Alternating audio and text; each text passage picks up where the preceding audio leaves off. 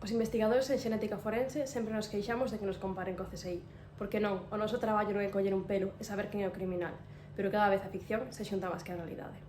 Bo día, son Lucía e investigo tecnoloxías de terceira xeración de secuenciación en xenética forense. Pese que o meu campo é maioritariamente coñecido pola resolución de casos criminais, isto non é todo.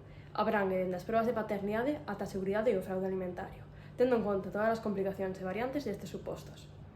Para a resolución destes casos, a xenética forense trata de analizar distintas rexións do noso material xenético, o que nos coñecemos como marcadores, e que combinamos segundo o estudo precise.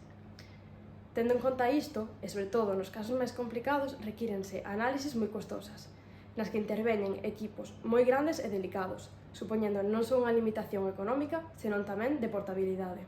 É por iso que investigo unha tecnoloxía de análise distinta, a chamada terceira xeración de secuenciación, que nos permite ler a información contida nestes marcadores, realizando estudos avanzados a un precio asequible. Isto permítenos abordar o caso das paternidades afastadas, como pode ser o caso dunha tía e un sobrinho.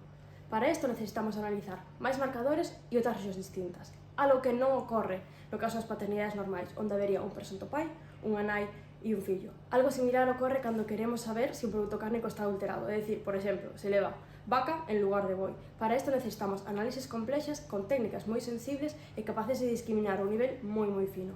Unha das características máis revolucionarias desta tecnoloxía é o seu tamaño. Trátase dun aparello moi pequeno e lixeiro, que podería establecer laboratorios móviles, por exemplo, para realizar identificacións cando haxa unha catástrofe natural, ou para trasladar as análises á propia sala de despece. Sería, basicamente, como pasar de ver cosir nunha tele de tubo a facelo no noso teléfono móvil. Non só o ves mellor, senón que o ves onde queres.